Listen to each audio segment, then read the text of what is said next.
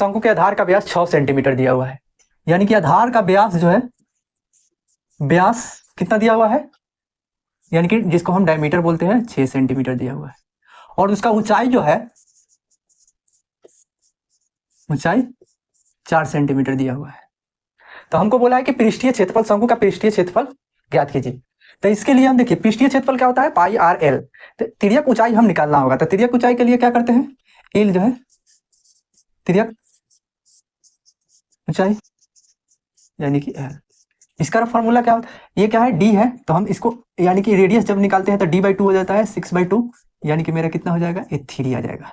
Radius मेरा कितना हो गया, 3 हो गया। तो हम क्या है, इसको निकालेंगे अब, इसका ऊंचाई। तो क्या होता है, 4 का स्क्वायर और 3 का स्क्वायर, 4 का स्क्वायर प्लस 3 का स्क्वायर हो जाता है। इसका फॉर्मूला क्या होता है, √h square, √h square plus l square, sorry r square. तो 4 का स्क्वायर कितना हो जाएगा, 16 हो जाएगा। 3 का स्क्वायर कितना हो जाएगा, 9 हो जाएगा। 16 9 कितना हो जाएगा, 25। 25 का रूट कितना होता है, 5 होता है। हम इसका पृष्ठीय क्षेत्रफल हम निकालेंगे।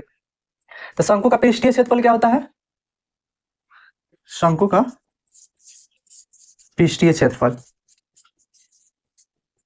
पाई आर एल होता है। पाई का मान कितना होता है, 22/7 होता है। आर कितना दिया हुआ है, 3 दिया हुआ है। और एल कितना आया है, 5 आया है। तो हम क्या करेंगे, अब इसको गुणा कर देंगे और मेरा ये आंसर आ जाएगा। 5 3 15 हो जाएगा, 15 से 15 दूना 30, 15 दूना 30 3 33 हो जाएगा और बटा 7 हो जाएगा। अब 7 से क्या है, इसमें भाग देंगे। जब 7 से भाग देंगे तो कितना हो जाएगा, 7 से 7 चौका 28, 7 चौके 28 हो जाएगा। 5 बचेगा। अब जो है 7 7 49 हो जाएगा। 1 बचा, 7 एकम 7 हो जाएगा। मेरा इतना सेंटीमीटर आंसर आ गया, यानी कि शंकु का पृष्ठीय क्षेत्रफल कितना हो जाएगा, 47.1 सेंटीमीटर।